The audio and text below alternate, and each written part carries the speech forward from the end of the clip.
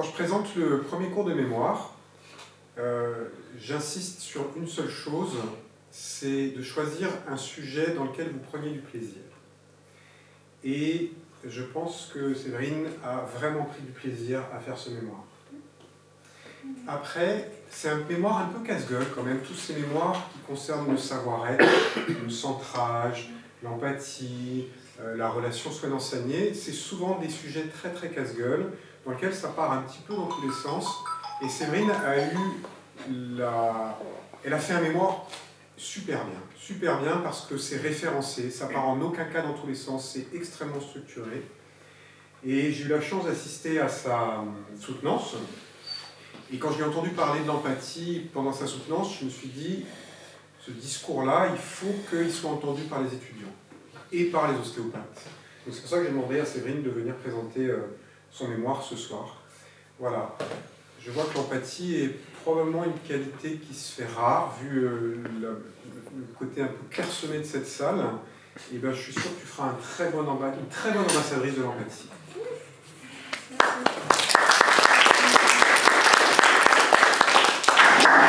Donc, je suis vraiment très heureuse d'être là ce soir. Merci à l'équipe de Rostéo de m'avoir proposé de faire cette aventure. C'est vraiment une aventure. Merci à vous d'être là. Vous êtes là, il n'y a pas besoin d'avoir un nombre. Vous êtes là, vous avez envie d'être là et c'est l'essentiel. Je me présente en quelques mots. Donc, Séverine Huguet, je travaille en psychiatrie depuis plus de 10 ans. J'ai jamais fait de soins généraux. Donc, je me suis toujours posé la question de qu'est-ce qui faisait finalement la fonction, qu'est-ce qui faisait le sens du rôle de soignant, qu'est-ce qui était thérapeutique. Et en psychiatrie, c'est vrai qu'on se pose beaucoup cette question, puisque l'outil de soin étant essentiellement soi, en opposition avec les soins généraux, où on parle beaucoup de soins techniques, même s'il y a des choses très techniques et très pointues. Donc ça a toujours questionné ma pratique d'infirmière, et tout naturellement, quand je me suis reconvertie en ostéopathie, évidemment, l'empathie s'est réimposée à moi, et j'ai fait donc mon travail de fin d'études sur ce thème. Donc c'est le titre de mon mémoire. J'avais rajouté un point d'interrogation quand même, mais je l'ai enlevé là. Je l'ai vraiment enlevé parce que ça se confirme. Donc l'empathie, outil de savoir-être ostéopathique. Donc merci vraiment d'être là, parce que de partager ce thème-là, ça prend tout son sens. Alors 2 objectifs ce soir, 2 objectifs pour cette conférence. La première, c'est de mettre des notions sur cette complexité qu'est l'empathie. Alors c'est très tendance, on en parle beaucoup, mais on en parle beaucoup, pas toujours d'une manière exacte et éclairante. Donc ce soir, j'aimerais délimiter le contour de ce qu'est l'empathie avec toute sa complexité. Donc vous verrez qu'on ira jusqu'à l'origine et à ce jour, et on fera le lien pour essayer de comprendre ce que ça peut représenter, comment on peut l'intégrer dans nos pratiques, et la partie beaucoup plus pragmatique, bien que vous verrez, il n'y a pas de recette et il n'y a pas de protocole pour l'empathie. Le plan de ce soir, vous allez voir, on va aller d'abord dans l'univers de l'empathie, comme je vous ai dit, avec un rappel historique. Je vous ai mis plein d'images pour que ce soit pas trop rébarbatif et pour que vous puissiez vraiment saisir l'essentiel. Ensuite, on ira dans l'univers de l'ostéopathie, à l'origine toujours, comprendre d'où on vient avec Andrew Taylor-Still, et à ce jour avec le référentiel de l'ostéopathe. Je ne sais pas si certains connaissent. Je vous ferai découvrir ce référentiel-là qui définit la spécificité en fait de l'ostéopathe à l'heure actuelle. Et enfin, donc la 3e partie où une fois que vous aurez le 2, vous direz d'accord, on fait comment le pont entre ces deux notions, et je vous propose de comprendre ce qui se passe intrapsychiquement au niveau de l'empathie. Vous verrez que c'est intéressant parce que si on ne se l'est pas fait sienne cette notion, et si on n'a pas fait son chemin empathique, on ne peut pas l'intégrer. Donc ça part vraiment de soi. Je vous propose, avant de commencer, de faire une expérience ensemble.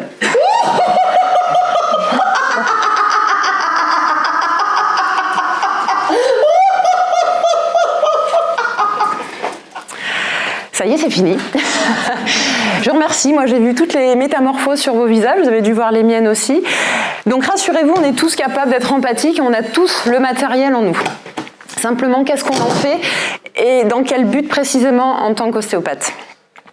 Alors depuis la nuit des temps, et même chez les espèces animales, l'empathie existe. Il faudra pourtant attendre le siècle des Lumières pour que ce soit théorisé.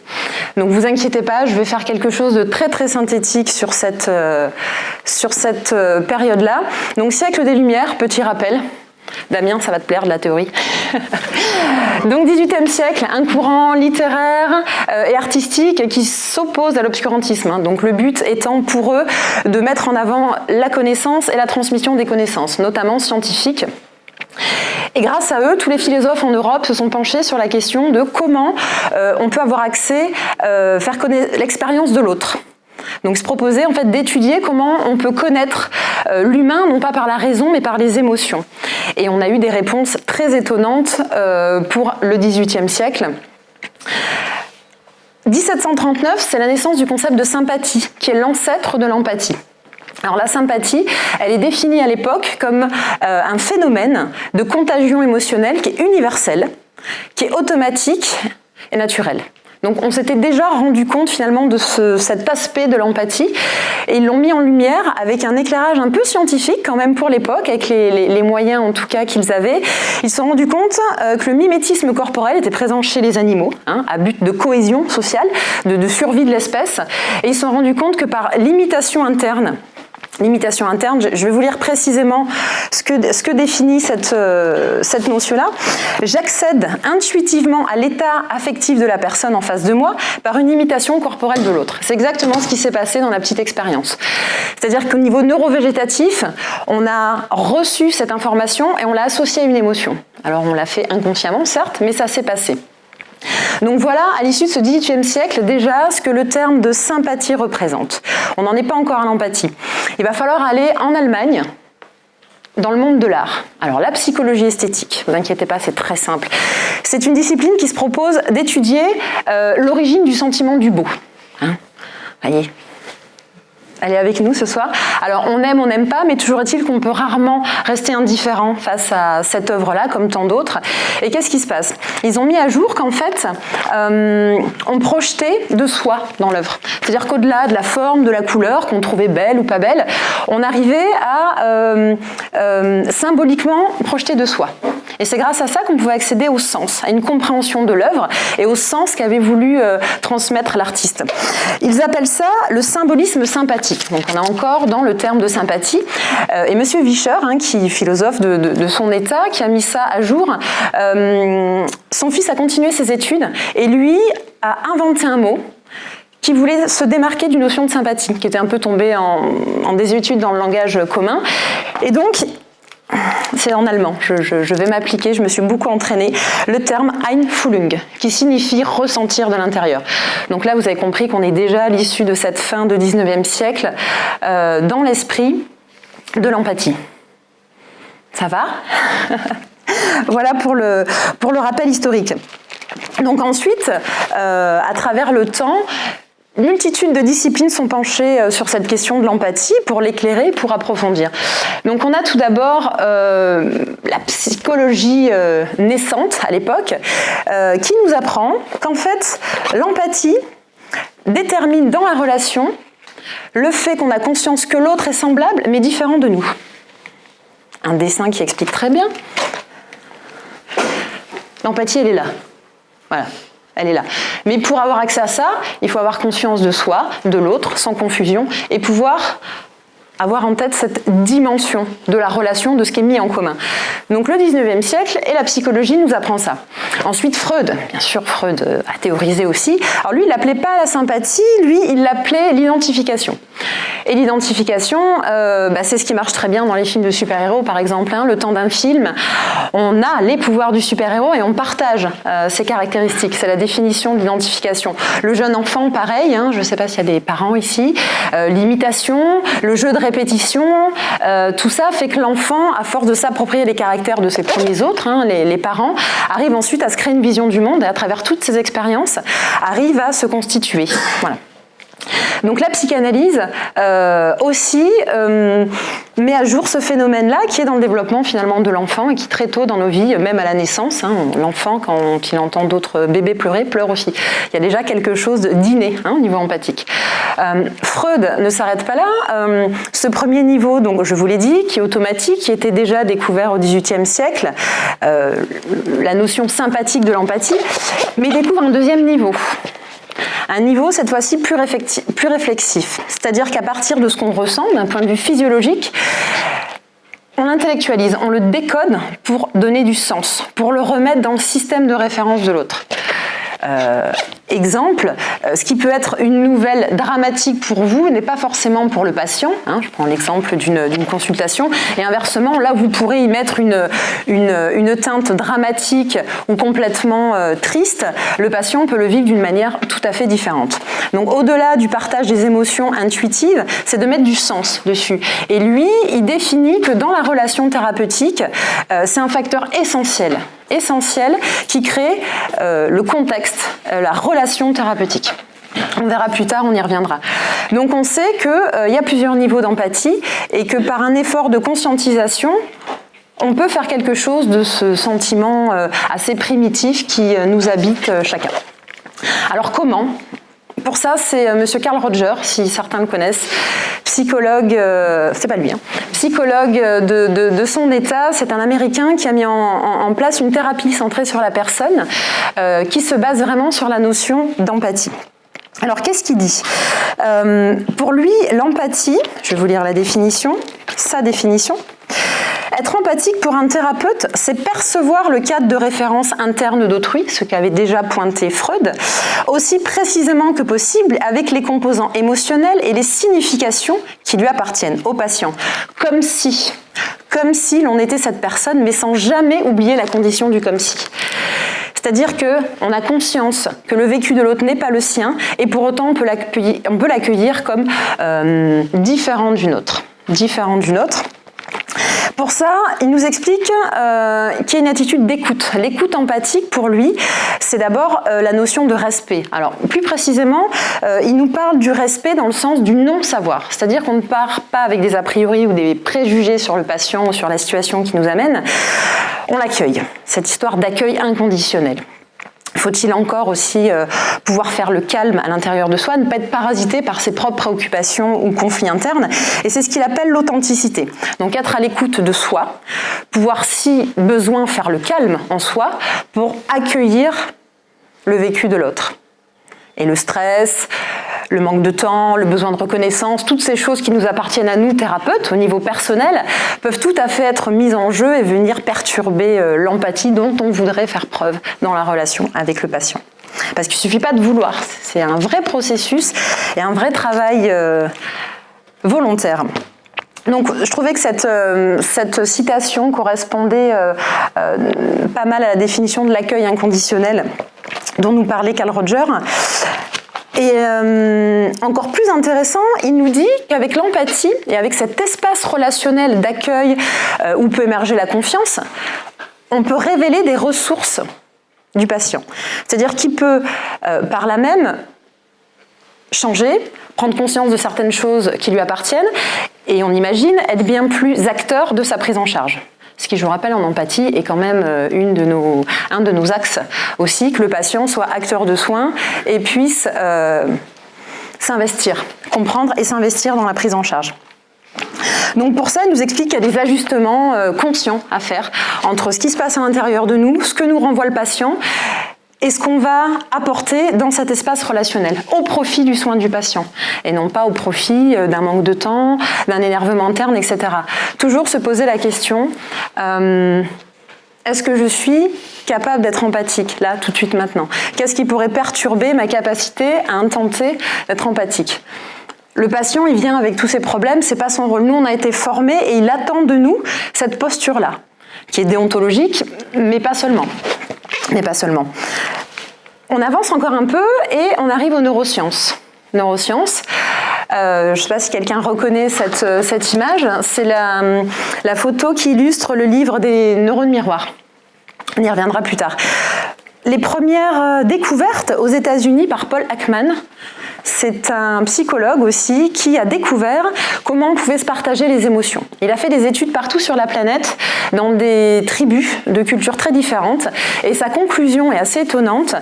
Il nous dit, les émotions, les 7 émotions principales, donc joie, colère, tristesse, peur, j'en oublie quelques-unes, ne sont pas dépendants de la culture.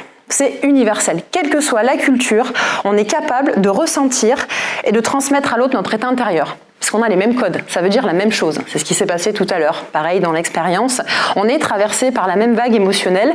Malgré nous, après, qu'est-ce qu'on en fait? Ça, c'est la question, c'est ce pourquoi je suis là ce soir.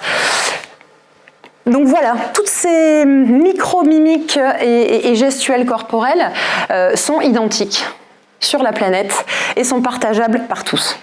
Donc c'est le premier niveau d'empathie dont je vous parle depuis tout à l'heure. Pour les amateurs de séries, Lie to Me s'était inspiré de cette découverte. Et petit rappel, c'était un intervenant extérieur qui venait aider la police de je ne sais quelle ville américaine pour essayer de jouer le rôle du détecteur de mensonges et de savoir quel état émotionnel habitait les suspects ou les non-suspects pour essayer de d'élucider les affaires. Donc dans tous les cas, même si c'était très romancé, il y avait des scènes très intéressantes où on étudiait toutes les manifestations neurovégétatives en gros plan. Et voilà, je l'ai revu après coup et c'était quand même plutôt bien fait. En tout cas, voilà. Ceux qui l'ont vu, ça permet d'illustrer ça. Donc on poursuit dans ces découvertes de neurosciences. Les neurones miroirs. Donc en 2007, une équipe de chercheurs italiens, en étudiant les comportements des singes, se sont rendus compte qu'une zone de lobe préfrontal était stimulée quand le singe faisait l'action, mais aussi quand il voyait faire l'action et quand il imaginait faire l'action. C'est assez étonnant. Et ils ont découvert que donc, ces neurones étaient des neurones préparateurs de l'action, ça s'appelait les neurones miroirs. Ce qui est illustré dans la photo suivante, on voit ce singe qui se prépare à l'action, qu'il la fasse ou qu'il s'imagine la faire. Dans cette famille de neurones miroirs, certains sont connectés au système limbique. Un petit rappel, en lien avec les émotions et la mémoire. Et donc, cela s'occupe non pas de l'action, mais de la finalité de l'action. Donc de l'intention de la personne. Donc on est tous équipés pour pouvoir interpréter, en tout cas sur un niveau inconscient, l'intention de la personne. Et ils ont découvert que dans le processus d'apprentissage, dans le développement de l'enfant, cette zone-là était éminemment importante. On n'en est qu'au début, il y a encore beaucoup de choses à découvrir, mais en tout cas, on a objectivé ce niveau-là d'empathie, qui est tout à fait observable et commun à l'espèce. Par contre, le deuxième niveau d'empathie dont on a parlé tout à l'heure, qui est plus volontaire, qui est plus réflexif, lui est personne dépendante, bien sûr, et désir dépendant, si je peux dire ça comme ça. Donc ce système miroir permet la résonance entre individus. Et d'ailleurs, les personnes qui ont des troubles de la personnalité, comme l'autisme, ou les personnes atteintes de troubles psychopathiques, donc ceux qui n'ont pas de notion de bien, de mal, et qui sont amenés à des passages à l'acte sans culpabilité, ont des dysfonctions de cette zone-là, de neurones miroirs. Donc on peut confirmer que le premier niveau d'empathie, l'empathie universelle, innée, est là, tous dans nos cerveaux, dans notre lobe préfrontal. Voilà, en résumé, ce que je veux que vous reteniez sur les concepts clés de l'empathie, c'est les deux niveaux d'empathie. Donc on a vu que depuis 1739 à nos jours, en passant par les neurosciences avec toutes les techniques modernes que nous avons d'imagerie médicale, on a pu différencier le premier niveau, donc qui est une aptitude sociale, chez l'enfant, déjà très tôt, qui est inconsciente, qui est d'ordre physiologique, neurovégétative, et qui est objectivable. Donc par les études des neurones miroirs l'ont prouvé. C'est une connexion universelle émotionnelle, ce que décrivait déjà notre ami philosophe du XVIIIe siècle, et ça produit des perceptions. Donc c'est là, mais en l'état, ça ne produit pas de sens. Ça ne nous fait pas comprendre l'autre. Simplement, on est connecté à l'autre.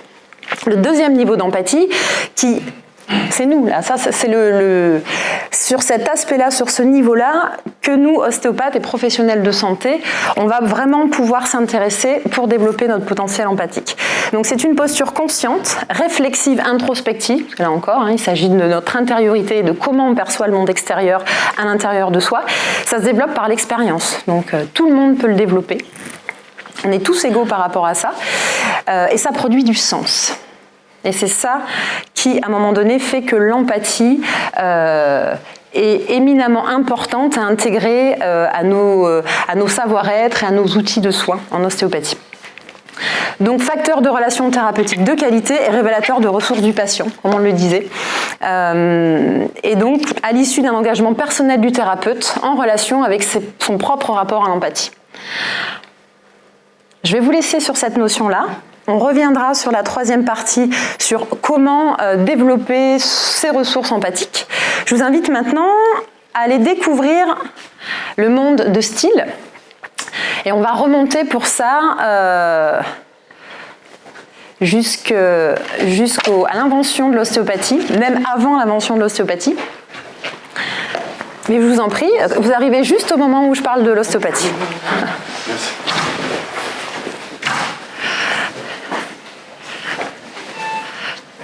Pour ceux qui viennent d'arriver, pour que vous puissiez suivre le reste, il y a 2 niveaux d'empathie.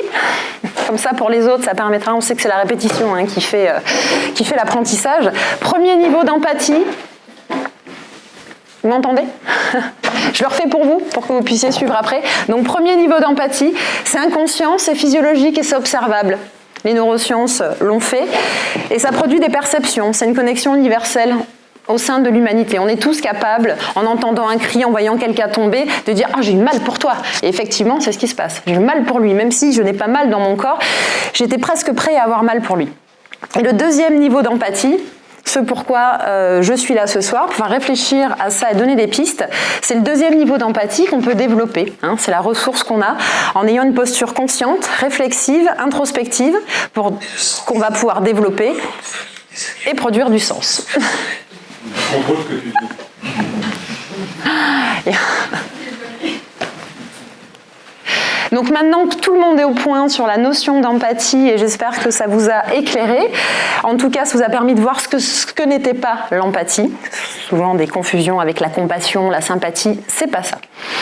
Maintenant, on va aller dans le monde de l'ostéopathie.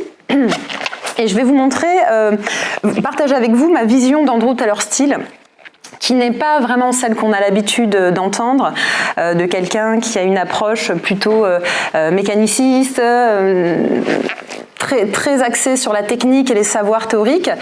Pour moi, c'est 2 citations qui parlent vraiment du terreau dans lequel est née l'ostéopathie. Le terreau historique, le terreau philosophique de l'ostéopathie.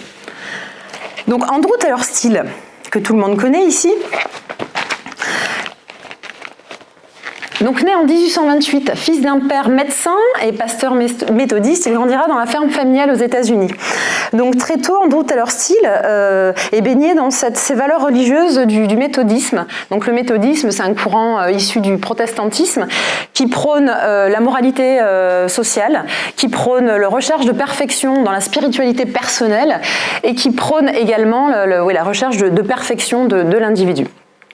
Donc il suivra son père très tôt dans toutes ses missions. Il apprendra la médecine, puisqu'à l'époque c'est comme ça qu'on devient médecin, en étant coopté par leur père. Alors lui c'est le père, on a les deux orthographes possibles. Et très tôt, dans cette grande ferme familiale aux États-Unis, il observe la nature. Et en écorchant de petits écureuils, il découvre l'anatomie très très tôt, qui sera après repris de manière plus studieuse plus tard. Donc il passe plus de 20 ans de sa vie dans une mission indienne avec son père. Il n'en dit rien, mais on peut quand même supposer qu'il était au contact d'une culture très différente, peut-être même d'une thérapeutique et d'un rapport aux soins très différent. En tout cas, ça fait imaginer plein de choses qu'il y a peu d'écrits sur ce qu'il en a retiré de cette période-là. Donc une fois médecin, il s'oppose à la médecine héroïque. La médecine héroïque de l'époque, c'est quoi? On va être content d'être au XXe siècle, on va plus râler contre les attentes dans les cabinets médicaux. À l'époque, la médecine héroïque est très très approximative, il y a très très peu de traitements, de drogues. Il y a les saignées, le calomel, l'opium et le whisky. Donc avec ça, effectivement, il y a quand même beaucoup de mortalité, très très peu de résultats. Et lui, très tôt, fustige l'usage de drogue et finalement le taux de mortalité qui en découle. Donc pour lui, être médecin, c'est aussi s'appuyer sur des notions scientifiques. Et c'est pouvoir être efficace dans le respect de la vie et du patient.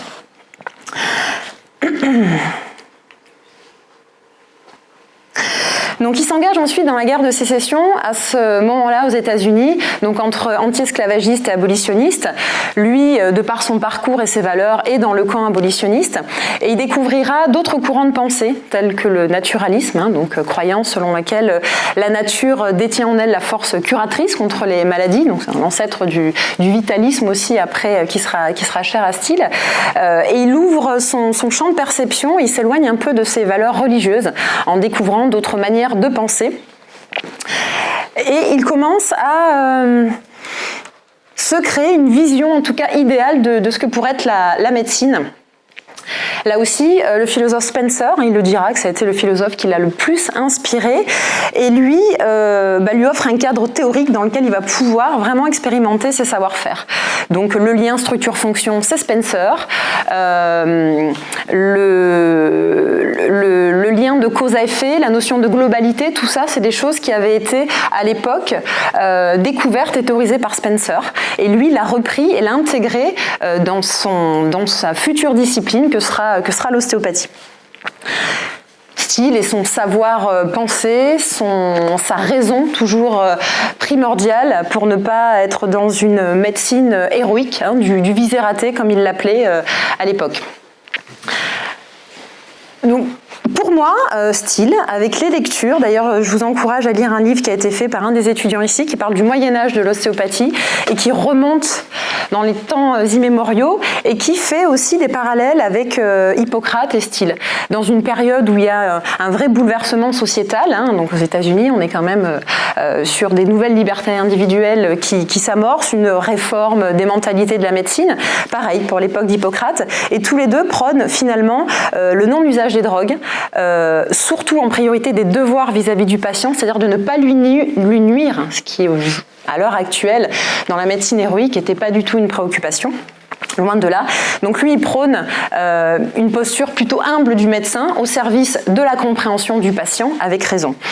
Donc pour moi, soucieux de comprendre avec raison, vraiment, il définit des savoir-penser, savoir-faire dans une vision déontologique de l'ostéopathie. En tout cas, en lisant les écrits de Steele et d'autres auteurs qui ont étudié Steele, voilà ma vision des choses. Ça me paraissait important de mettre en lien le contexte et les changements de société dans lequel l'ostéopathie est née. Et là encore, pour moi, il y a quand même des valeurs humanistes qui sous-tendent la création de l'ostéopathie et ce cadre philosophique à l'époque. En tout cas, c'est la lecture que j'en ai eue et qui, pour moi, à l'origine déjà, marque une posture particulière chez les ostéopathes. Donc ça, c'était pour l'origine. Je vous ai dit qu'on allait faire beaucoup de liens entre de nos jours et l'origine de ce que je veux vous proposer de discuter ce soir, donc l'empathie et l'ostéopathie. Donc le référentiel de l'ostéopathe, c'est un texte qui a été écrit en 2012. C'est la Fédération pour l'unité de l'ostéopathie qui a rédigé ce texte qui précise par les activités spécifiques de l'ostéopathe et les compétences spécifiques de l'ostéopathe, finalement, ce qu'est le soin ostéopathique. Qu'est-ce que chaque élève diplômé des écoles d'ostéopathie devra savoir faire, mais aussi savoir être.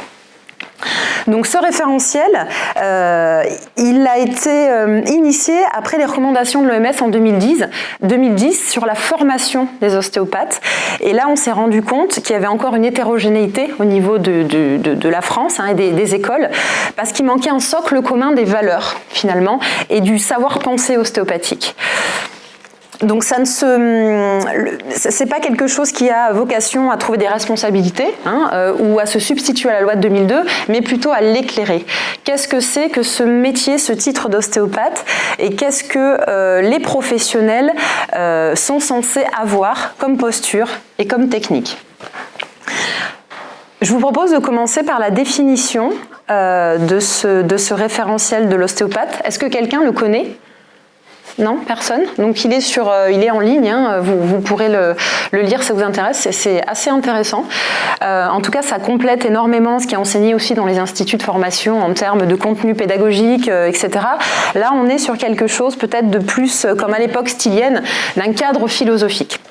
Et les choses sont très pointues. Il nous éclaire énormément sur la posture de l'ostéopathe. Donc on va le lire ensemble. L'ostéopathe examine l'ensemble du patient, donc on peut l'entendre d'un point de vue tissulaire, mais pas seulement. Il recueille aussi de nombreuses données, dont la somme des dysfonctions somatiques qui peuvent, le cas échéant, intervenir sur l'état de santé fonctionnel du patient. À la suite de cette démarche, il décide du traitement le mieux adapté à la prise en charge du ou des troubles fonctionnels du patient, portant concomitamment sur plusieurs dysfonctions somatiques. L'ostéopathe dispense des soins de nature préventive, curative ou palliative, visant à promouvoir, maintenir et restaurer la santé. Il contribue à l'éducation à la santé et à l'accompagnement des patients dans leur parcours de soins en lien avec leur projet de vie. Et cette dernière phrase, qui je trouve pose un peu le cadre, l'ostéopathe est une profession de soins à la personne humaine. Il y a peu de définitions professionnelles où on est quand même dans cette vision aussi du patient. Alors, ce référentiel, il nous parle d'abord des activités. Alors, les activités que les ostéopathes sont censés pouvoir faire à l'issue de leur passage dans les instituts de formation. On les connaît, on nous les a enseignés aussi, on en a déjà parlé ici, dans cette salle même peut-être. Donc ça, c'est le listing des activités. Voilà. Ensuite, il parle des objectifs de ces activités. Quel est l'intérêt de réaliser d'une manière spécifique ces activités ? Ils nous disent qu'il faut prendre en compte la personnalité du patient dans ses composantes physiologiques, psychologiques, économiques, sociales et culturelles afin de concevoir une stratégie thérapeutique adaptée au patient et à son contexte environnemental. Voilà ce qu'on est censé, ce qu'on attend de nous. Avec notre parcours, notre profession précédente, notre matériel empathique, voilà. Donc on est tous censés, en tout cas, tendre vers ça. Alors tendre vers ça, oui, merci, le référentiel de l'ostéopathe. Ensuite, il nous parle des compétences. Alors c'est le comment, finalement, comment on va réussir cet objectif-là. Alors sur... Le coca. Ouh, ça lui a fait un choc. Donc comment ? Le comment, c'est les savoir-être, ce sont les compétences. Et eux nous disent, voilà ce que vous devez tenter de faire, de construire avec le patient. Un contexte relationnel de confiance et des modalités d'accompagnement appropriées au patient afin de l'impliquer dans la prise en charge personnelle de sa santé. Là encore, je pense qu'on est tous d'accord, on a tous envie de tendre vers ça.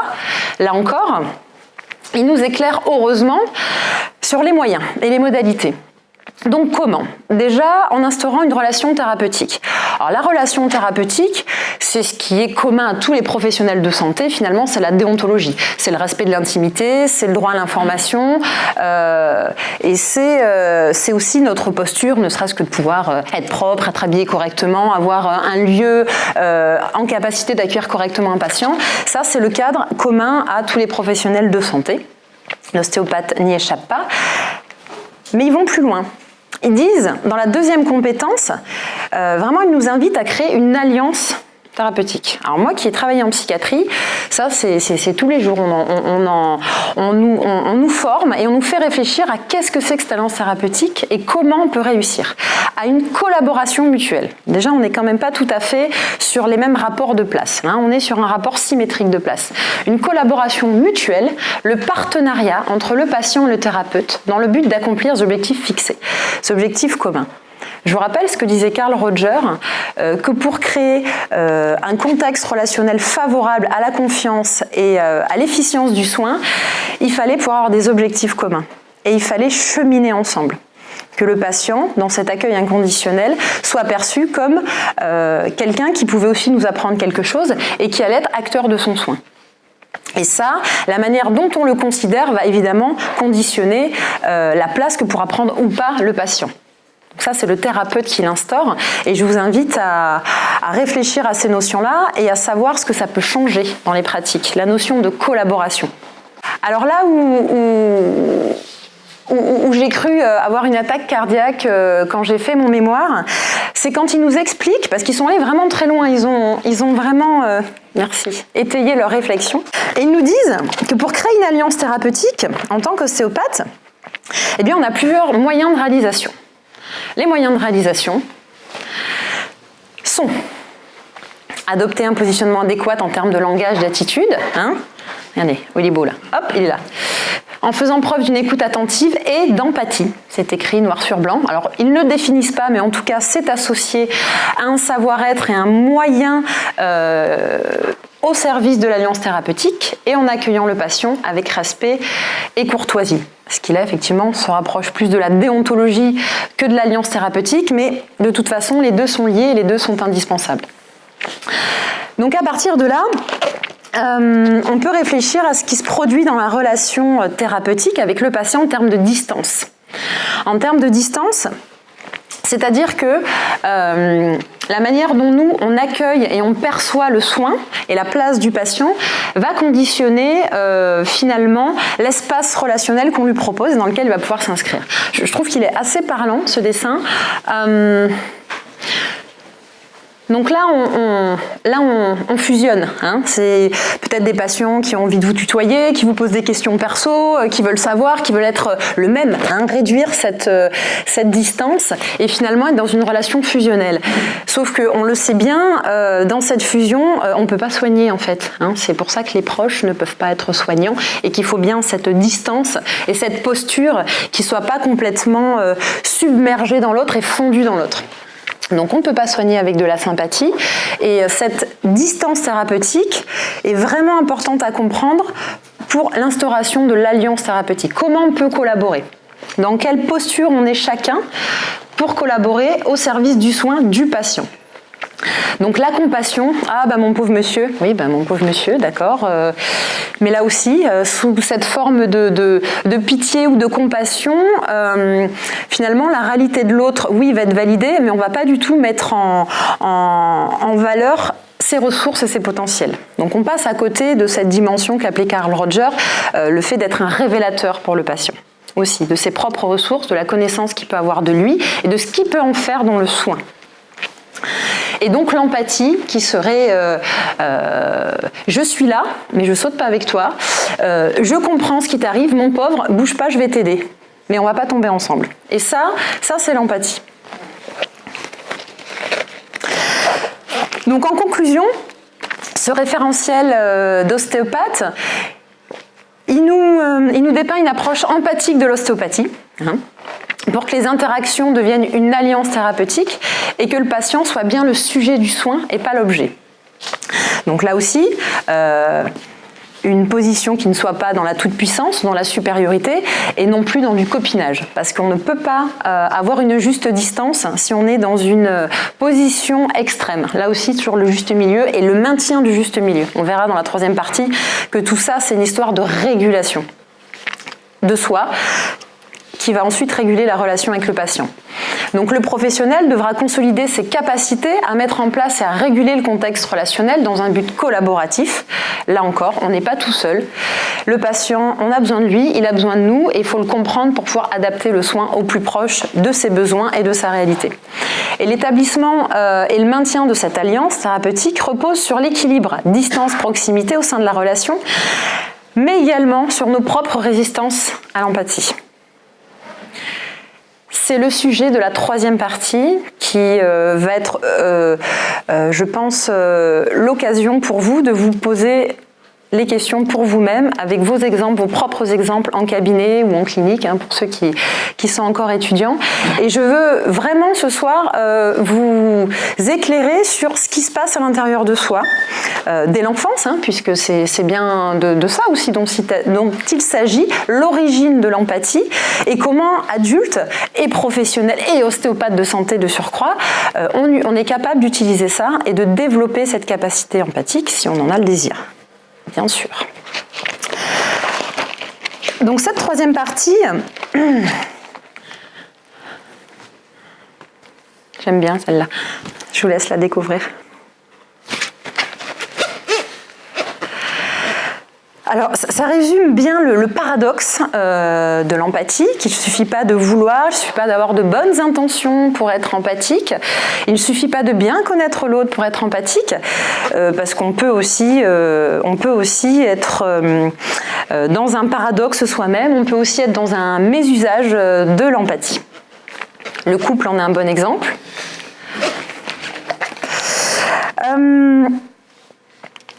Alors si on revient à l'époque où se créent chez l'humain ses capacités d'empathie. Donc le petit, le papa, et la référence de cet enfant qui va l'aider à découvrir le monde et à faire de ses expériences émotionnelles, relationnelles, sa propre compréhension du monde. Donc l'expérience des émotions de l'autre et l'apprentissage des capacités sociales se développe en même temps que l'empathie.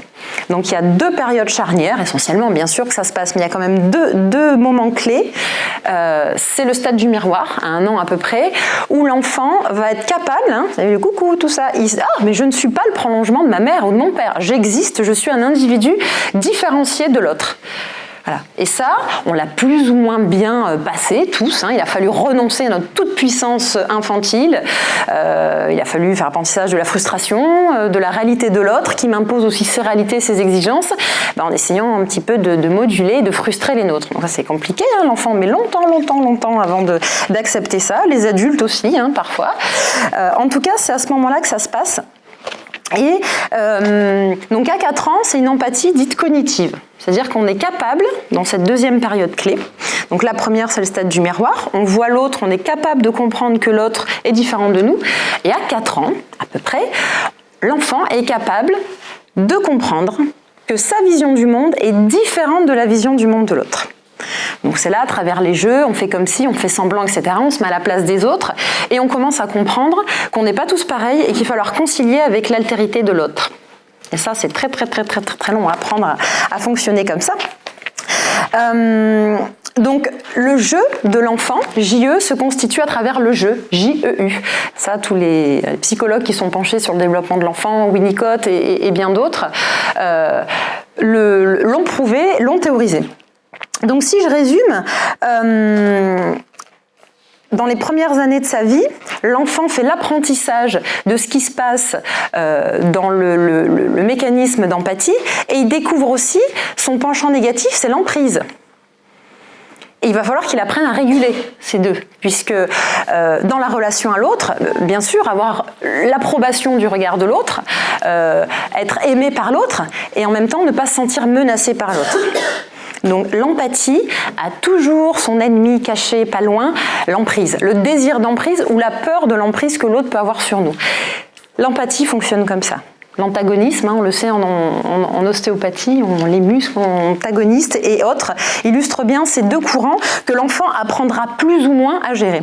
Et à l'âge adulte, on se retrouve avec notre matériel d'empathie, avec notre résolution du désir d'emprise de l'autre, plus ou moins. Mais on peut en faire quelque chose de ça, même si ça ne s'est pas forcément bien passé, entre guillemets, si on n'a pas un matériel empathique extraordinaire, il est là et on peut tout à fait le développer et en faire une ressource et un savoir-être professionnel. Donc on fait avec nos schémas un peu fondateurs, mais on est tous capables d'en faire quelque chose de ça. Alors moi j'ai des pistes, les pistes c'est un travail sur soi, c'est des lectures, c'est des formations, c'est toutes les techniques de recentrage sur soi qui nous permettent d'avoir conscience de ce qui se passe en nous. Bon, je pense que vous en auriez peut-être d'autres. Il y a la supervision professionnelle aussi, alors ça je ne sais pas si vous connaissez, en psychiatrie ça marche bien. C'est malheureusement pas très développé, trop peu. Comment ça se passe? Une équipe de professionnels qui est avec une tierce personne qu'il ne connaît pas, avec lequel il ne travaille pas. Ça peut être psychologue, art thérapeute, etc. Et toute cette équipe, ça peut se faire en individuel ou en équipe, vient parler de son vécu de soignant.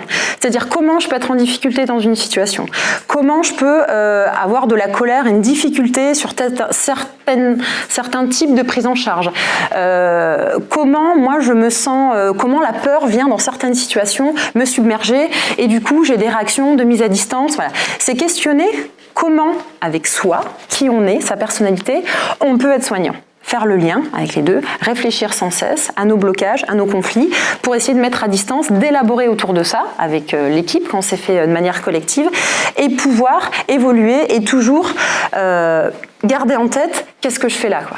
Qu'est-ce que je fais là? C'est quoi mon travail? Pourquoi je suis là? Et que toutes mes...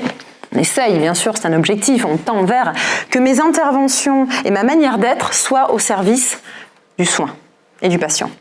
Et non pas répondre à mon désir de reconnaissance, à mon angoisse de ne pas être aimé, etc.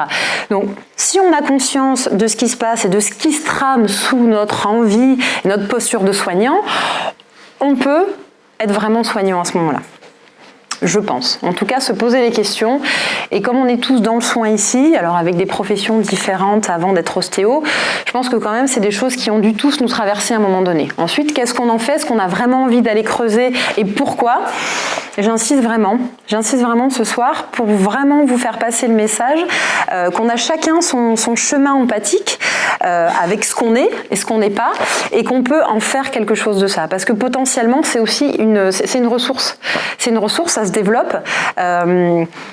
Et je me disais, au bout d'un moment, à force de réfléchir, les lectures, travail sur soi, bon d'accord, et je me disais que peut-être finalement, développer ces ressources empathiques, c'est peut-être résoudre son désir d'emprise qui pourrait nous aider à y arriver. On va retourner le paradoxe et essayer d'aller du côté obscur de la force pour essayer de voir comment nous, on peut agir et qu'est-ce qu'on a comme possibilité. Donc pour ça, nous avons un psychiatre. J'ai beaucoup de références parce que c'est quand même beaucoup eux qui se sont penchés, les sociologues aussi, mais je trouvais que c'était quand même plus pertinent de prendre cette approche-là ce soir. Une pyramide. Une pyramide qui nous explique qu'il y a des étapes de l'empathie, depuis notre prime enfance, mais qui peuvent se rejouer. L'identification, on l'a vu, se rejoue dans plein de situations de la vie. L'empathie réciproque et l'empathie extimisante. Là, c'est le niveau Dalai Lama, ce niveau-là, mais on peut y arriver. Donc pour mieux comprendre les différentes étapes, on y reviendra tout à l'heure, je vous expliquerai dans chaque aspect de l'empathie ce que ça peut réveiller en termes d'angoisse et du coup de résistance à l'empathie, nos facteurs propres de désempathie. Si on les comprend, si on en prend conscience, on peut relancer le processus empathique et évoluer vers ce chemin-là. Donc en fait, il nous explique, Serge Tisseron, que l'empathie réveille des angoisses et que ces angoisses vont provoquer la mise en place de mécanismes de défense. Je ne sais pas si vous connaissez. Mécanismes de défense, je vais vous le lire, puis après je donnerai un exemple très très parlant, sont les processus mentaux automatiques, donc ça vient à notre insu, qui s'activent en dehors du contrôle de la volonté, donc là encore, tout ça nous échappe, et dont l'action demeure inconsciente. Donc on ne peut rien faire, on ne peut rien faire de ça. Mais ici, on peut en faire quelque chose de ça. Parce qu'on sait à quoi ça sert. Ça sert à protéger son ego, en fait. Ça sert à ne pas se sentir menacé dans la relation à l'autre. Je vous donne un exemple. Pour ceux qui étaient, pour les formateurs et ceux qui étaient avec moi dans ma promo, moi je suis quelqu'un qui a besoin de reconnaissance, j'ai besoin qu'on m'oublie pas, j'ai besoin qu'on me regarde, etc. Je fais beaucoup de bruit, je suis très volubile, je suis très, etc. Et ça c'est pour protéger mon ego, pour rassurer ma petite personne sur le fait qu'on m'aime et que j'existe. Et on m'a donné la possibilité de faire cette conférence. Extraordinaire. Plein de regards posés sur moi. J'ai pas besoin de faire la faux folle ou autre, de faire l'hystéro. J'ai juste besoin de transmettre un savoir. Ça s'appelle la sublimation.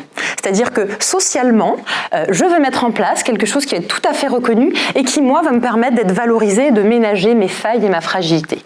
C'est un exemple, il y en a d'autres. La projection dans un couple, quelque chose qui nous est très difficile, une angoisse d'abandon, hop, ça ne nous appartient pas, on la met sur l'autre. C'est pas nous, c'est l'autre. Et on va essayer de trouver des éléments qui vont soutenir notre croyance que c'est bien l'autre. Donc ça marche dans toutes les relations. C'est pas grave, ça a une vraie fonction de nous protéger psychiquement, de nous préserver nos fragilités, sauf qu'il faut quand même pas que la relation thérapeutique soit régie par ça.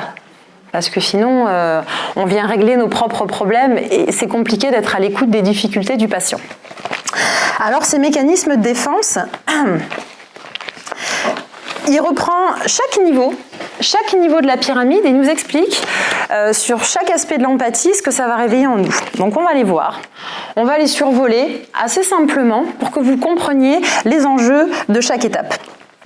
Donc la première étape, c'est l'identification, on l'a vu dans la petite enfance. Donc je veux ressembler à l'autre, j'imite l'autre, l'autre valide que j'existe. Et par là,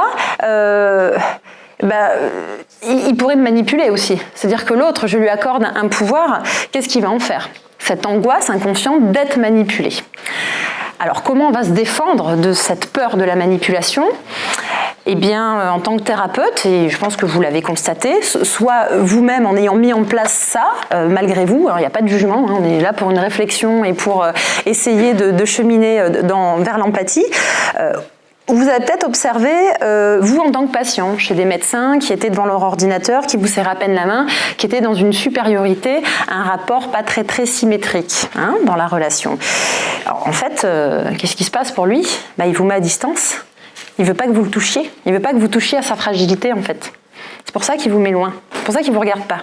C'est pour ça qu'il ne dit rien de lui. C'est pour ça qu'il ne veut surtout pas que vous ayez le sentiment que vous êtes le même et différent de lui. Non, non, non. On est différents. Voilà. C'est ce qui met en place dans la relation pour ne surtout pas que vous puissiez le mettre à mal.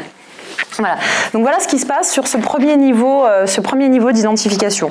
Et donc soyons vigilants à pourquoi des fois on a ce mal-être et cette volonté d'être quand même dans quelque chose d'un peu soit hautain ou un petit peu très distant, dans un excès de distance avec les patients.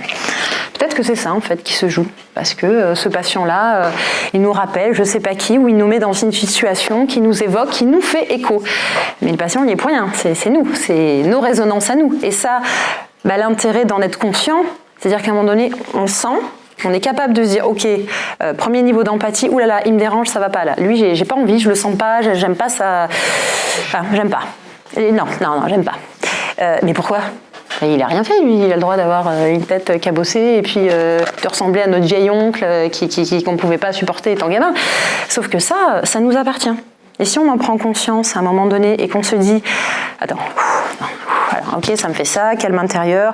Ok, cette personne-là, je le prends comme il est, je l'accueille, c'est un patient comme un autre. » C'est pas tout à fait pareil. Là, on a fait le pas de côté, on a pris la distance nécessaire pour sentir ce que ça venait réveiller en nous dans cette relation. Et qui nous appartenait, qui n'appartenait pas du tout au patient. Et c'est ça qu'on se doit de faire en tant que thérapeute, c'est quand même d'avoir au moins conscience de ce qui nous appartient et ce qui n'appartient pas au patient. Un minimum, je pense. Ensuite, deuxième niveau, la reconnaissance. Alors l'empathie réciproque, c'est-à-dire qu'on considère par un accord tacite que l'autre peut s'identifier à moi et que je peux m'identifier à lui. Tout va bien, on est d'égal à égal et puis on peut faire ce ping-pong d'identification émotionnelle. Tout le monde est d'accord, tout se passe bien. Tout se passe bien, sauf que ça peut aussi réveiller chez le soignant ou chez le patient une angoisse d'intrusion. C'est-à-dire que oui, l'autre, je le laisse assez proche de moi pour qu'il puisse partager mon vécu, que je puisse partager le sien, mais finalement, est-ce qu'il ne pourrait pas être un peu intrusif ? Est-ce qu'il ne pourrait pas venir dans mon intimité? Est-ce qu'il ne dépasserait pas un peu l'espace vital ? On lui dit l'espace vital, il a ton espace vital, voilà.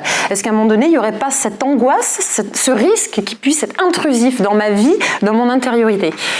Ben oui, là encore. Donc, qu'est-ce qu'on fait ? On va moduler, peut-être dans les excès, parfois, cette distance avec lui, notre posture, par un excès ou un trop peu de présence et de capacité à être ouvert à lui. Et ce qui est intéressant, l'esprit humain et ses paradoxes, c'est qu'on peut avoir, comme on a vu tout à l'heure, de la compassion, de la pitié. C'est-à-dire qu'inconsciemment, oh là là, grosse culpabilité de ressentir que le patient pourrait être mauvais pour nous. Oh là là, on n'est pas bien, on veut pas voir ça. Ça nous met en difficulté au niveau de notre narcissisme. Oui, c'est ça, notre ego. Et donc, on va compenser ça complètement par un rapprochement excessif à type de pitié ou de compassion. Parce que c'est tellement pas bien de ressentir que le patient peut nous déranger que du coup, oh mon pauvre petit monsieur, là encore on ne soigne pas. On est passé d'un extrême à l'autre, on n'a pas réussi à moduler quelque chose qui était au plus juste adapté à l'autre. Et à nous, bien sûr. Donc on n'est jamais sur la même longueur d'onde quand on n'arrive pas à s'inscrire dans cette étape-là de l'empathie. Alors c'est pas chronologique, disons que chaque étape est un peu plus difficile et mérite un travail sur soi pour accéder au suivant. Donc c'est vraiment la schématisation du processus finalement, du chemin empathique qu'on pourrait suivre. En tout cas c'est une modélisation de ça. Donc là-haut, le dernier niveau d'empathie, alors là, on est tellement en clair avec soi, on a réglé ses conflits, on a réglé le vieux tonton, on a tout réglé, en tout cas une partie suffisamment pour pouvoir reconnaître à l'autre la capacité de nous apprendre des parties de nous qu'on ignore. Ah oui, on peut, comme dans les rencontres en fait. Qu'est-ce qui fait la magie des rencontres ? C'est que l'autre puisse nous révéler à nous-mêmes en fait. Et oui, le patient aussi peut nous révéler à nous-mêmes dans le contexte d'une alliance thérapeutique, ou en tout cas d'une relation thérapeutique. Mais là encore, ça fait peur, ça peut nous menacer, et on pourrait avoir le risque d'être manipulé, finalement, d'être gouroutisé. Je sais que ça n'existe pas, mais je trouve que le terme est bien que l'autre puisse être un gourou pour nous. Qu'est-ce qu'il va faire du savoir qu'il a de moi ? Est-ce qu'il va me manipuler avec ? Est-ce qu'il va prendre le dessus ? Ça aussi, c'est l'angoisse qui est réveillée à ce stade-là de l'empathie. Versus emprise. Et je pense que c'est indispensable à comprendre pour pouvoir travailler là-dessus et pouvoir développer son potentiel. Donc quelle situation, qu'est-ce qui réveille en nous cette peur, cette crainte, cette angoisse ? D'y être ouvert, d'y être connecté avec soi-même, avec son intérieur. Notre fragilité, alors avec ça, qu'est-ce qu'on en fait ? Est-ce qu'on veut le travailler ? Est-ce qu'on le travaille par l'expérience dans les cabinets en étant à chaque fois attentif à ça ? Est-ce qu'on va s'allonger chez un psychanalyste ? Est-ce qu'on va faire des formations, des lectures ? Là aussi, c'est des pistes. Chacun va trouver ses pistes de réflexion pour faire son chemin empathique et essayer de comprendre en soi ce qui peut nous mettre en difficulté dans la relation avec l'autre. Donc développer ces ressources empathiques pourrait passer par une régulation de nos désirs d'emprise, et ça c'est fondamental. Et à comprendre que malgré ça, on sera toujours potentiellement en difficulté au détour d'une rencontre particulière avec une personne particulière. L'empathie, ça va être un ensemble d'expériences paradoxales traversées par des logiques de rencontre. Et là aussi, on ne pourra jamais tout maîtriser, et c'est pas le but du tout. Simplement, de pouvoir être conscient de certaines choses, pour pouvoir moduler et projeter ça dans la relation avec le patient. Et enfin, donc déjouer ces enjeux inconscients, connaissance de soi, bien sûr, par des travail sur soi ou autre. Après, à vous de trouver ce qui vous aiderait le plus à essayer de comprendre votre matériel et son développement, et prendre conscience des signaux corporels. Parce que ça, c'est le support du premier niveau d'empathie, et pas seulement. Tout à l'heure, quand je vous parlais de la réciprocité, vous vous souvenez, deuxième niveau d'empathie, je vais vous le remontrer. Voilà. Ça, ce ping-pong dans la relation, cette circulation de la parole, en fait, ça se fait, le support, c'est le langage corporel. C'est-à-dire comment l'autre va me comprendre et va valider qu'il a compris et m'invite de nouveau à prendre la parole. Tout ça, c'est le corps, ça se fait dans la discussion. Un petit hochement de tête, un ton on le fait tous, on s'en rend pas compte. Mais on peut prêter attention et observer comment qu'est-ce qu'on renvoie en termes de langage corporel et comment on perçoit le langage corporel de l'autre. Michel, il n'est pas là. Michel, pour ceux qui ont des cours avec Michel Sicotti, qui est formateur en PNL, nous en a parlé longuement du synchronisme gestuel, de comment on peut se mettre en syntonie avec l'autre, ne serait-ce qu'en percevant son langage corporel, en essayant de s'y accorder. C'est éminemment important d'être à l'écoute de ça et d'avoir cette grille de lecture de ça. Et on arrive tout doucement sur la dernière partie, qui est donc le langage corporel, qui constitue un outil essentiel dans cette prise de conscience de nos conflits intérieurs et de comment on peut les dépasser. Ouais, là c'est un extrême, mais c'est pas toujours comme ça, mais quand même, 93% de la communication repose sur le langage corporel. Moi je propose qu'on se parle plus et qu'on parle en langage des signes, je pense qu'on se comprendrait peut-être mieux, peut-être. Donc en tout cas, tout ça c'est perceptible par l'autre, à un niveau inconscient, bien sûr, les corps se répondent, les corps se parlent, tout à l'heure on l'a vu, il y a une espèce de danse comme ça, de synchronisation des corps. Comment on fait pour sentir être à l'écoute de ça ? À quoi ça sert le langage corporel dans la communication ? Alors, je me suis passionnée pour les ouvrages d'un monsieur qui s'appelle Jacques Cosnier, je ne sais pas, Cosnier, il y a un S, je pense qu'on prononce comme ça. Et lui, il nous définit quelques concepts pour bien comprendre ensuite ce qu'il développe pour expliquer le rôle et l'intérêt de connaître le langage corporel. Donc il nous explique que l'interactivité, c'est quoi ?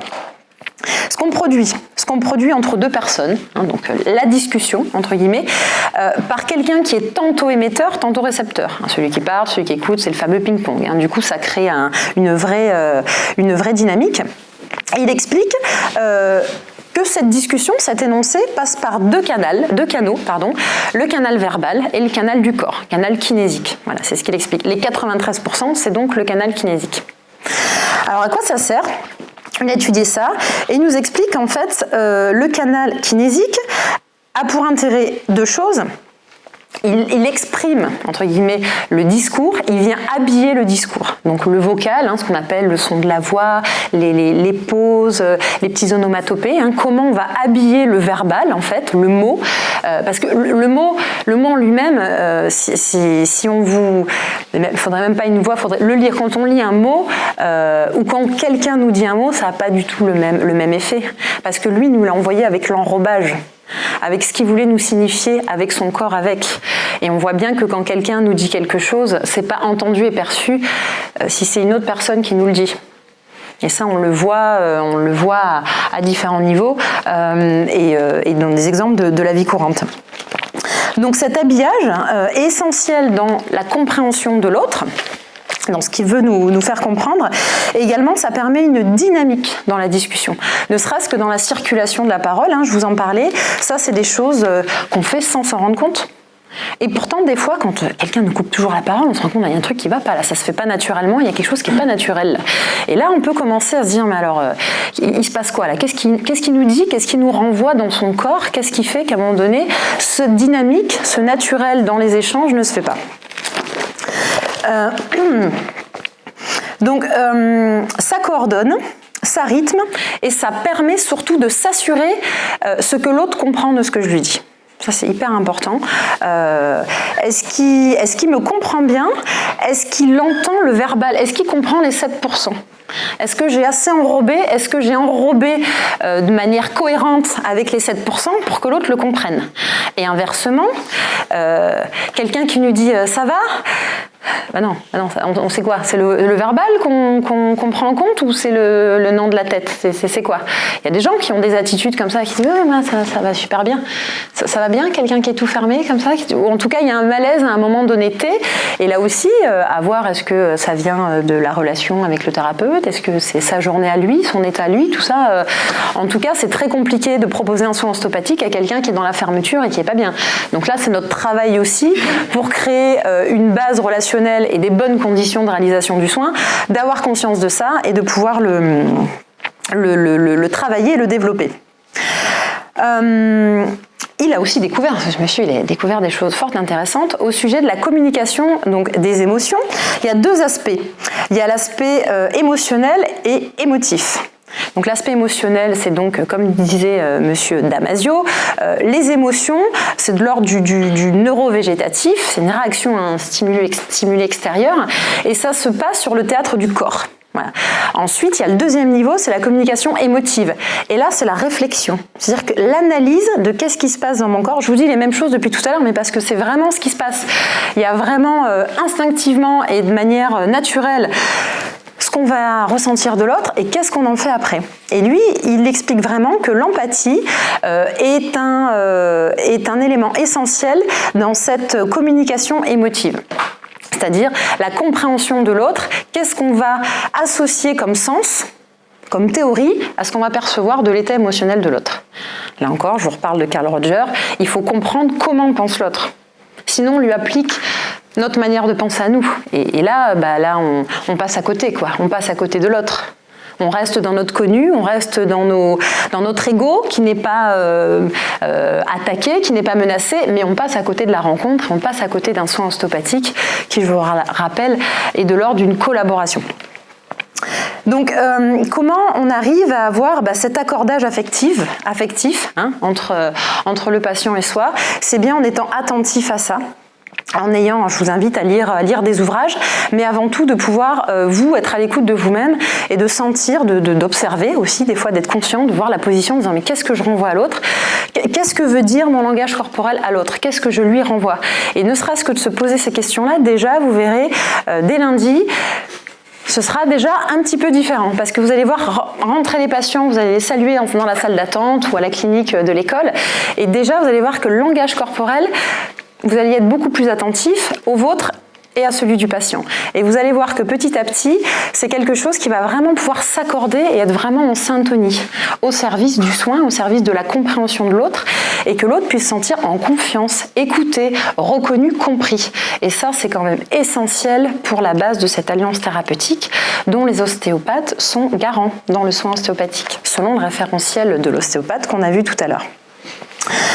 Donc des questions simples peut-être à se poser, c'est la question de dans quel état je suis. Ce qui est ressorti de mon questionnaire, de mon enquête dans le mémoire, chez les ostéopathes professionnels, les 3 principaux motifs qui venaient contrarier l'empathie, c'était le stress, le manque de temps, le 3e m'échappe, excusez-moi, ça va revenir. Le stress, le manque de temps, ah oui, les contrariétés. Voilà, c'était 2 choses différentes. Manque de temps, stress et contrariété intérieure. Donc, ne serait-ce que ça, de se poser la question dans quel état j'arrive. Quelle est ma capacité empathique là, tout de suite maintenant? Est-ce que je peux éliminer certains facteurs? Parce que le patient, il vient, que vous soyez stressé, fatigué, il est en droit d'attendre un soin ostéopathique de qualité, que vous soyez fâché ce matin avec la maîtresse. Voilà. Donc comment arriver aussi, alors non pas à se couper du reste, mais être à l'écoute de soi pour mieux accueillir l'autre. Et ça commence par là. Se poser la question, comment je vais aujourd'hui? Est-ce que je suis en capacité empathique? Et pourquoi pas, ces jours-là, pouvoir le verbaliser, quoi. On a le droit de ne pas être au top tous les jours. Alors ça, là aussi, il faut renoncer à l'idéal du soignant. Non, le soignant n'est pas toujours en disposition. Peut-être qu'il y a des patients dans la journée pour qui il y a des soins qui ne sont pas satisfaisants. Pour autant, moi, ce que ça m'a appris, ce mémoire, c'est que pour se poser la question de l'empathie, pouvoir développer ça, faut peut-être commencer à être empathique avec soi, en fait. Hein? Vous y pensiez, je suis sûre que vous y pensiez, vous l'attendiez, vous l'attendiez. Donc être empathique avec soi. Être empathique avec soi, on va pas tout reprendre, hein. C'est pas être dans le jugement, c'est pouvoir ne pas être dans un présupposé, dans des croyances qui nous enferment, peut-être dans des choses qui datent de loin, peut-être dépasser des choses qui sont des freins à la posture que l'on voudrait avoir. Donc c'est des pistes de réflexion qui vont pouvoir, si vous les appropriez chacun, vraiment pouvoir il était là. Pouvoir vous aider à intégrer l'empathie. Alors l'empathie, là encore, je pense que vous allez peut-être lire des choses, découvrir qu'il y a encore d'autres manières de le penser et de l'appliquer. En tout cas, ses propres résistances et qui on est en tant que soignant, en tant que personne. Parce qu'avant d'être un professionnel, on est un individu, on a une histoire, on a des failles, on a des fêlures, et en aucun cas, ça doit se rejouer trop dans la relation avec le patient. Il faut travailler avec ça, en fait. Il ne faut pas le subir, il faut travailler avec ça. Et ça, c'est un engagement. Et pour finir, je vous laisserai lire cette superbe citation qui, je trouve, résume très bien. C'est peut-être une définition un peu plus poétique de l'empathie, mais je pense sincèrement qu'elle a vraiment raison, cette personne.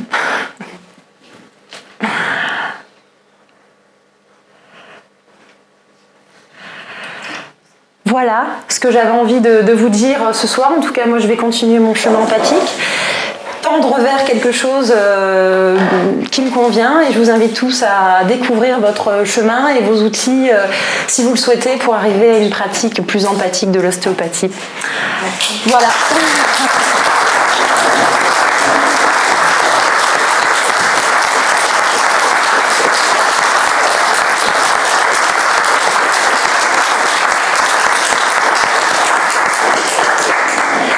Je bois, puis après, si vous avez des questions, je suis là.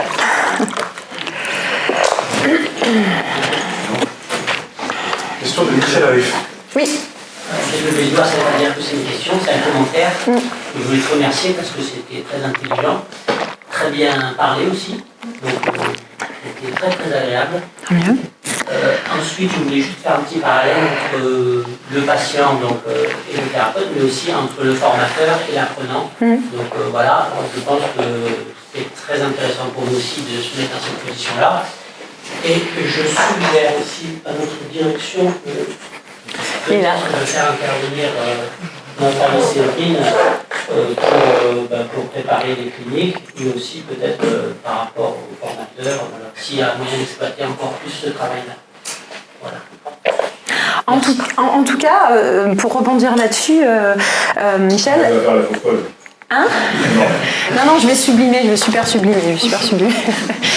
En tout cas, moi c'est ce qui m'a frappé, parce que je viens de la psychiatrie, il n'y en a quand même pas beaucoup des ostéos en formation qui viennent de la psychiatrie, et c'est vrai que ça paraît évident pour les formateurs d'ici, et vous incarnez cette manière de penser et ces postures ostéopathiques, mais moi, il m'a semblé que c'était pour vous une évidence, un prérequis, que tous ceux qui venaient ici étaient portés vers ça, et que finalement, naturellement, ça allait se développer avec le contenu.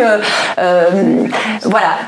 Et en fait, moi, je me suis dit, mais pas du tout, parce que ça fait 10 ans qu'en psychiatrie, on a des outils et qu'on n'a pas fait le tour, que c'est encore pas facile. Et je me dis, mais si on s'est jamais penché sur ces questions, ça va pas de soi, quoi. Ça ne va pas de soi du tout, quoi. Et c'est pour ça que la citation de cette espèce d'engagement, d'effort. Et ça, alors certains y arriveront de même, mais d'autres pas. Et peut-être que l'école d'ostéopathie, dans ce savoir-penser au service des savoir-faire, des savoir-être, tout ça, c'est pas vrai que c'est aussi évident que ça. En tout cas, moi, je l'ai constaté, et parce qu'on a tous des formations différentes, parce qu'on a des parcours de vie différents, et pour autant, peut-être que ce serait intéressant qu'on y soit un peu plus sensibilisé. Ouais. Ah oui, Damien, avec plaisir. Magnifique, j'adore la conférence. Merci. On voit vraiment à travers ça le chemin de vie, le développement personnel que tu envoies ton trajet en fait, quelque part là-dedans. Et ça me fait penser à une petite image, une petite métaphore justement qui permet aussi peut-être d'imaginer un peu ce que ça peut être ce chemin de vie et cette compréhension qu'on peut peut-être avoir du mal à discerner entre qu'est-ce que ça va être l'intériorité et l'extériorité, justement entre l'empathie de premier niveau et l'empathie de deuxième niveau. Donc il y aurait un peu cette intériorité qui serait justement ce chemin de vie, qui est un petit peu un premier moteur immobile, on va l'appeler comme ça, et un colocataire, comme si on habitait à deux, et un colocataire qui va plus des fois. je sens cette impulsion, t'inquiète pas, je m'en charge. Ça c'est bon, ça c'est pas bon, ça il faut le faire, ça il faut pas le faire, ça fait attention. Et il prend tout en charge, il est de bonne foi, il est de bonne volonté, il veut vraiment atteindre ce que veut l'intériorité, sauf qu'il n'est pas du tout du même état vibratoire et il ne pourra jamais l'atteindre. Et il y a un moment donné où il prend conscience qu'il ne peut pas atteindre ce qu'il se proposait d'offrir à l'intériorité, et donc il se tait. Et c'est à ce moment-là que, par exemple, les bouddhistes, la citation du Dalai Lama qui m'a montré, elle révélait bien ça, les bouddhistes parlent de vacuité. Il y a un moment donné où tu n'es plus du tout dans le désir, et donc dans la crainte, et dans la frustration, et se passe la magie de ce sentiment où en fait, il y a une citation qui est pas mal, c'est dit l'amour est un chemin qui ne peut pas se vivre à deux, parce que quand je suis là, tu n'es pas là, et quand tu es là, je ne suis plus là. Donc du coup, il y a vraiment cette notion de mourir à soi-même. J'en profite pour illustrer aussi ça d'un point de vue chrétien, puisqu'on est à Pâques. Voilà. Non, mais si, il faut avoir de toutes les traditions, justement, toutes les spiritualités montrent ce chemin. C'est ça qui est fantastique. Il y a une grande universalité dans toutes les traditions et dans toutes les civilisations. Donc là, puisqu'on peut être tous un petit peu imprégnés de la culture chrétienne, là, on est à la période de Pâques. Il y a la période, donc avant la Pâques, il y a la période des cendres, ce qu'on appelle des cendres qu'on met dans la main ou sur le front, qui correspond justement à la mort du vieil homme, donc à la mort du colocataire, à la mort de l'ego. Et quand on a tué cet ego, qu'on est mort et qu'on a tué, voilà, l'Esprit Saint peut descendre. Donc là, je rajoute une petite notion un petit peu plus spirituelle et une notion de transcendance à tout ça. Mais il y a peut-être en effet dans ce chemin, on va dire intérieur, cette notion-là qui arrive, où justement on a coupé la tête à la raison, à l'ego, et on n'est plus que présence. C'est un chemin, ça peut être, la spiritualité peut être un chemin effectivement qui peut nous faire écho et nous aider dans ce sens-là. Chacun va trouver les outils, quoi. Merci. Oui. Déjà, félicitations pour ton mémoire, parce que ça s'inscrit quand même dans une démarche philosophique, c'est vraiment très intéressant, ça peut être facile. Et après, ma question se porte en fait sur, au niveau de l'empathie, j'ai bien compris la différence entre la sympathie, la compassion, l'emprise. La frontière est sûrement assez proche parfois de toutes ces émotions. Et si j'ai bien compris, pour ne pas franchir cette frontière, il y a un travail à faire sur soi-même. Et comment faire pour ne pas franchir cette frontière? Quels sont les outils qui vont t'aider à évoluer dans l'empathie en fait? La connaissance de soi en fait, parce que ce qu'on a en nous, là encore, spiritualité, un travail de psychothérapie, des lectures, des formations, des gens ressources, voilà, qui nous font sentir en nous aussi qu'on est capable, mais pas dans toutes les circonstances. C'est dommage qu'Isabelle Arnaud soit pas là, parce que pour ceux qui la connaissent, c'est vraiment quelqu'un qui moi m'a appris l'empathie quoi. Et qui j'ai l'impression qu'elle est née avec. Je pense que c'est la cousine du Dalai Lama, Isabelle. Elle a vraiment, elle sait très bien faire. Elle a beaucoup d'avance, Isabelle.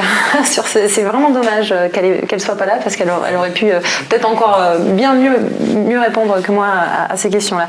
Donc, ce qu'on a en soi, finalement, ça peut être aussi bien un moteur qu'un frein. Mais pour ça, il faut aller voir ce que c'est.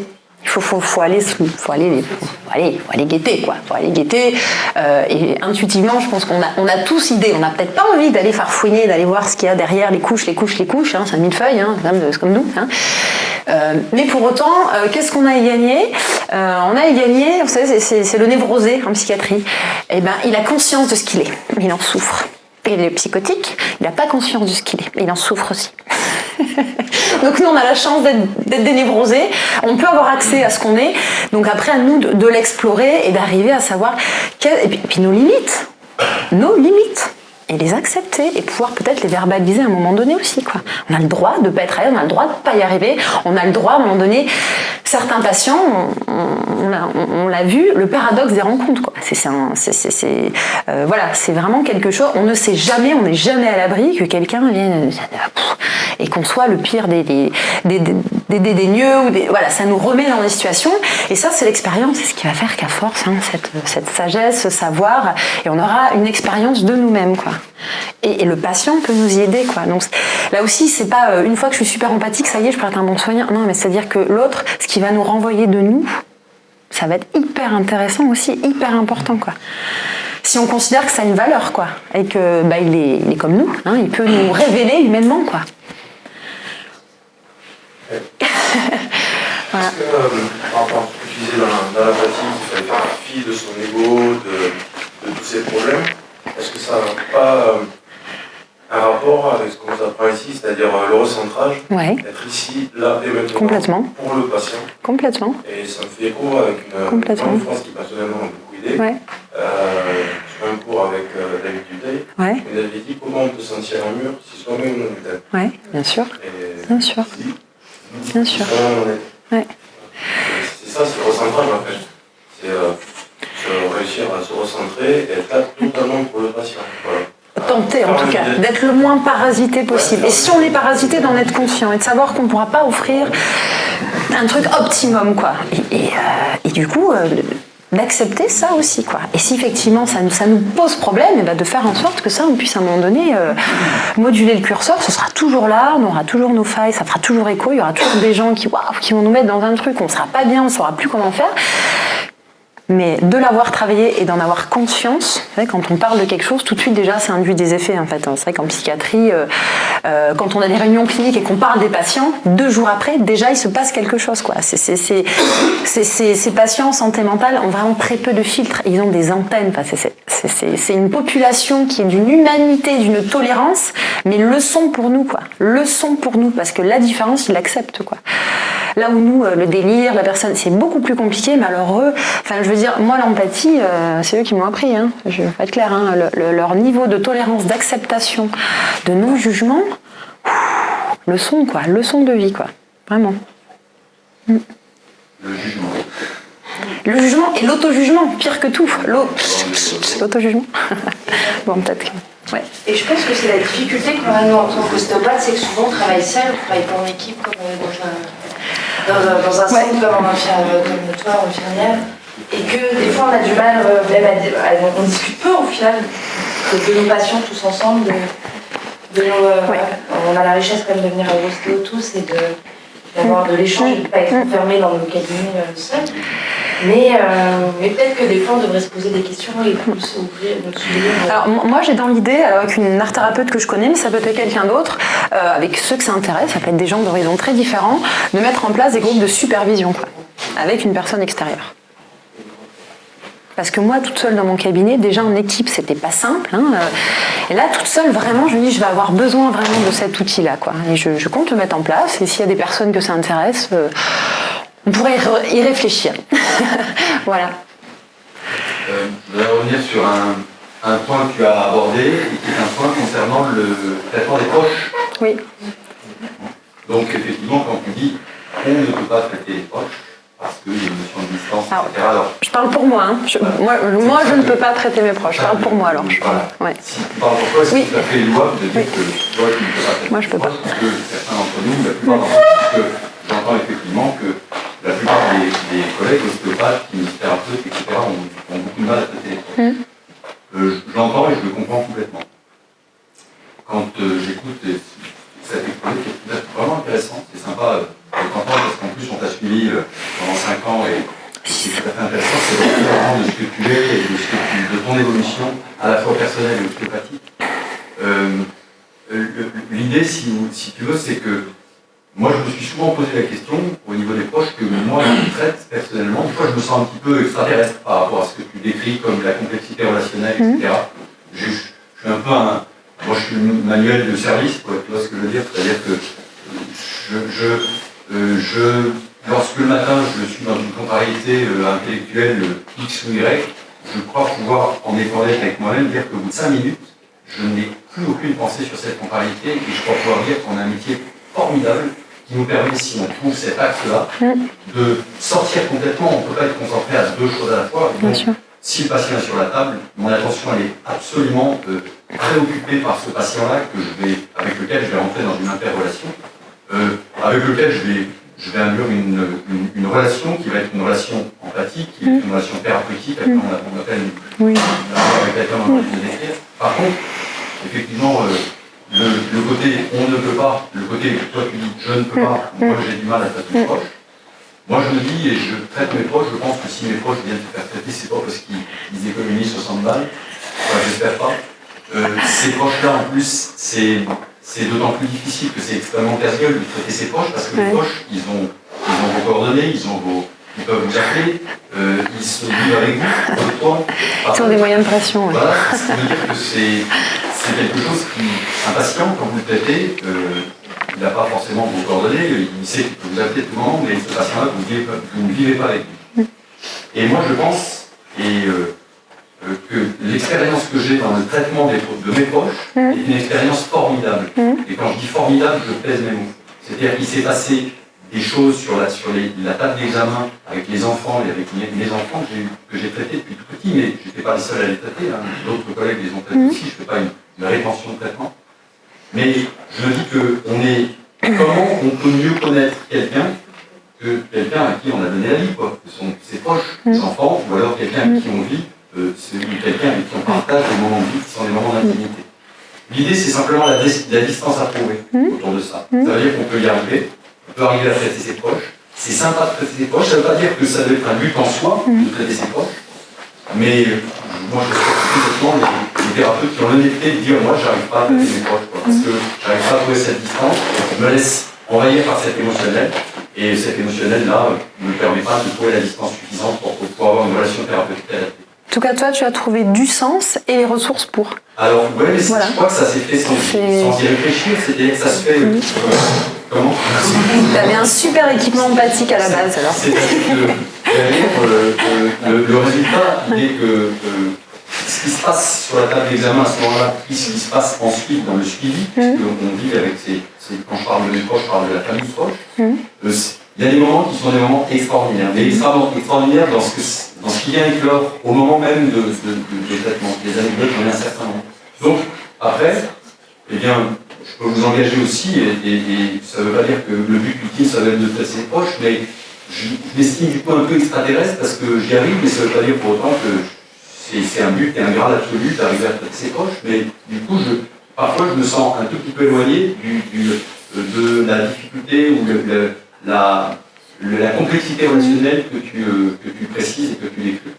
Et j'ai pas eu l'impression de faire un travail sur moi extrême, ni d'aller chercher cette aptitude dans des lectures, dans des formations, etc. Il y a un truc un peu naturel, et puis que moi je raccroche à l'animalité davantage, à ce côté animal, c'est-à-dire c'est mon proche, c'est ça. Et je ne peux pas faire autre chose qu'essayer de l'aider au plus et au mieux de mes capacités. Voilà. En gros, c'est ce cheminement qui est mien et que je vous engage à faire si vous en avez la capacité, la volonté, la possibilité. Mais heureusement, on n'en est pas. Voilà. Tu incarnes aussi la possibilité que ça existe. Voilà. Ouais, par ton chemin, qui là aussi ne serait pas applicable à quelqu'un d'autre. Voilà. Et ça, c'est la difficulté. Donc, pas de recette, mais bon, j'espère que chacun aura pris des choses qui vont germer et cheminer en vous. Voilà.